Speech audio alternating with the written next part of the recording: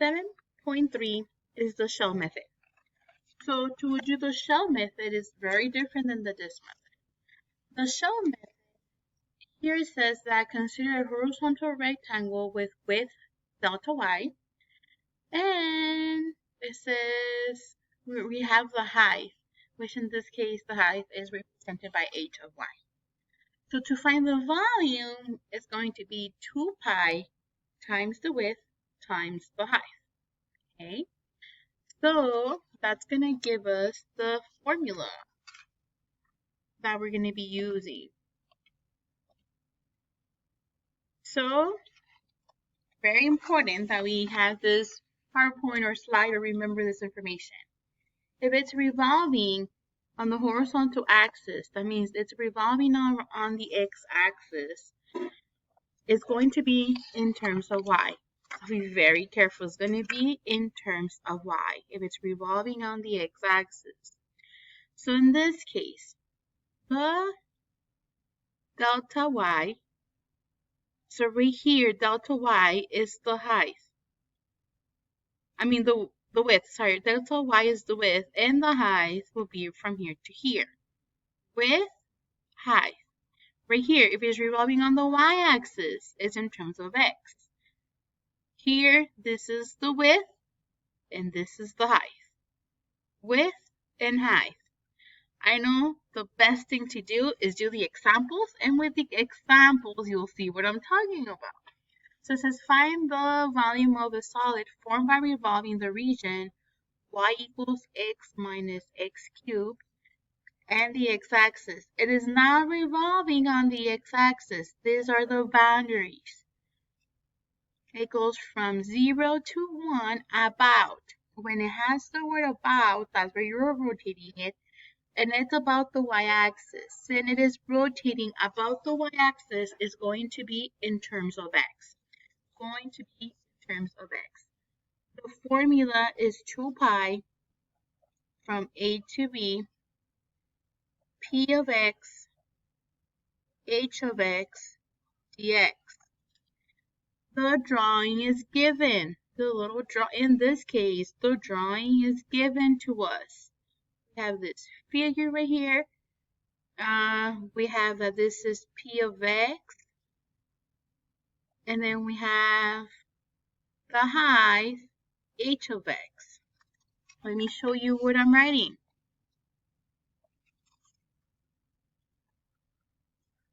So, I was writing the problem. This is how we find the volume, and this is a picture. P of x is right here, okay? These are the x values, right? So P of x depends on where x is located. In this case, it would just be x. H of x, the height depends on the function. So in this case, my height is going to be x minus x cubed. If I put all of this together, I have 2 pi from 0 to 1. P of x is my width, is just x, times my height, x minus x cubed dx. I'm going to distribute. Let's distribute first. X squared minus x to the 4th dx. Let's do integral. We have our 2 pi outside. Add 1, divide by that number. Add 1, divide by that number. And it goes from 0 to 1. Remember, again, when we plug in that 0, it's going to go to 0.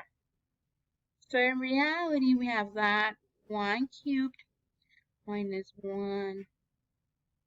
Oopsies, I am so sorry. This should be a 5. I am so sorry. That should be a 5.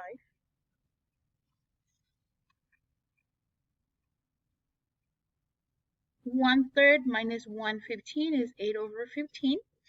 And we multiply, it becomes 16/15. And that will be my answer. Next problem. Find the volume of a solid form by revolving the region bounded by the graph of y equals x squared and y equals 4x minus x squared about the y-axis. It does not tell me, it does not give me a graph. I need to figure out what's the graph. I need to find out what are my boundaries, okay? So first of all, graph it to see what it looks like. So let's graph it. It's revolving on the y-axis, so it's going to be in terms of x, okay? Remember, you don't have a graphing calculator, you can go to decimals, and here's the graph. So it will be from here to here. Where do they intersect? They intersect at 0, 0, and they intersect at 2, 4.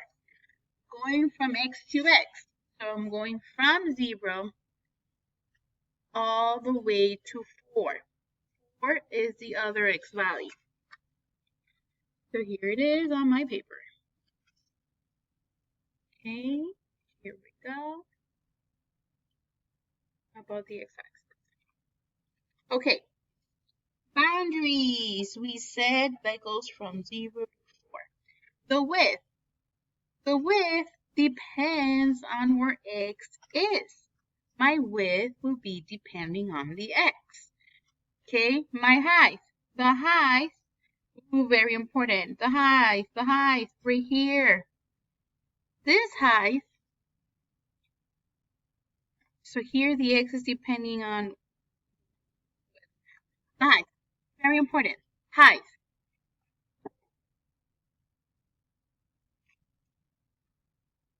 Okay, right here. The height is going to be the highest function, which is going to be this one, minus the underneath function. So the top function minus the bottom function. So we're having 4x minus x squared minus the bottom function. Very careful. Very, very careful. We need to simplify that first. So this is my p of x and this is my h of x. So we have 2 pi from 0 to 4x.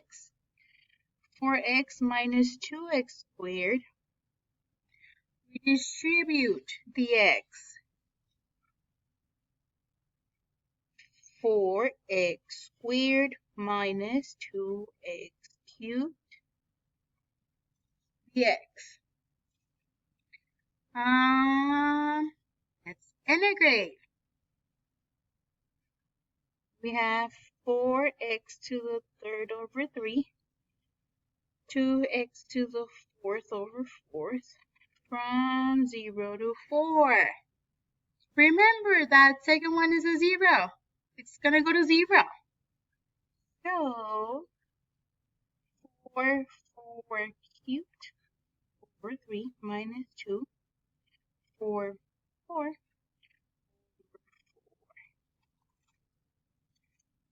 I'm super sorry. The x value is 2. The y value is 4. So my limits are actually different. I'm super sorry. All this right side is correct up until here, because my limit is 2. It's 2, 4. I don't know why I was looking at that. So up into there, everything is correct. Okay, so we're gonna substitute, but we're gonna substitute a 2. I changed the 2 and the 4 by accident. Sorry, sometimes I do switch numbers.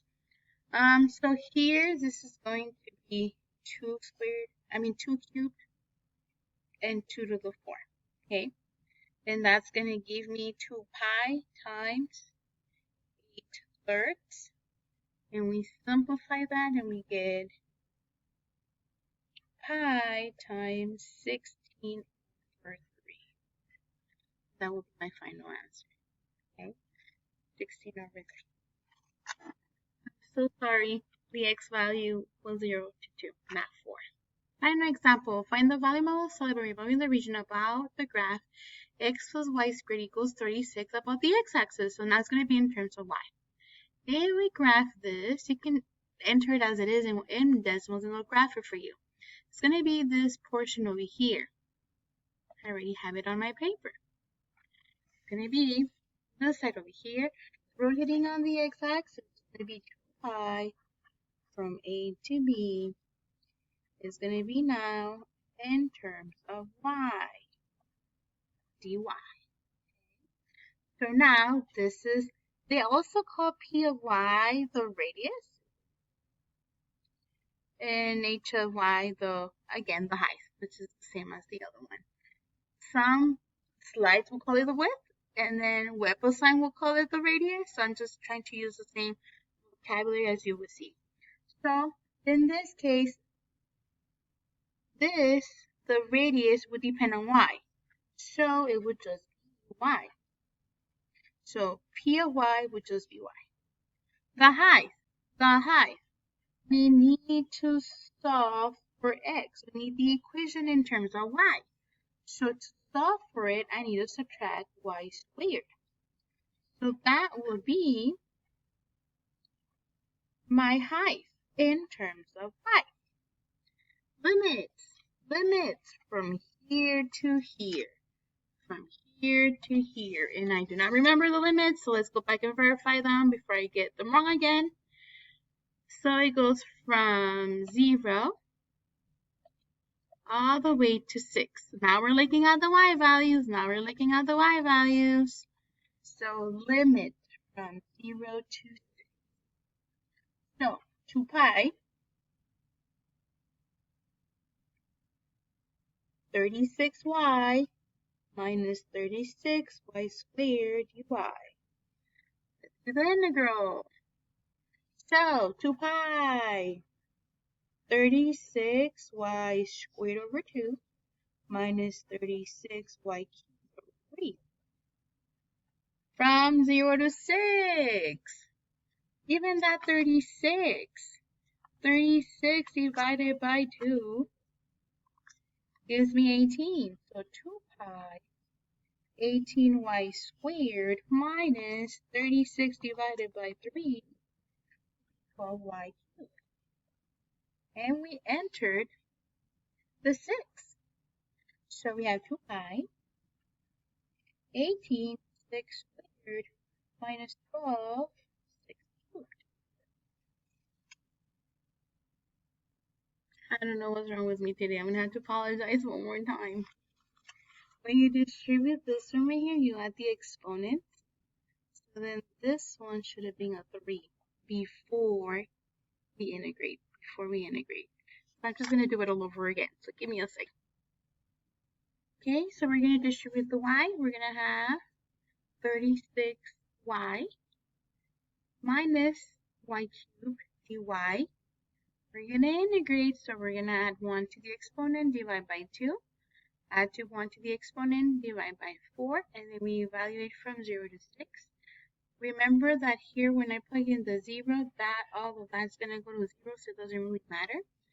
And so here, that will be my answer.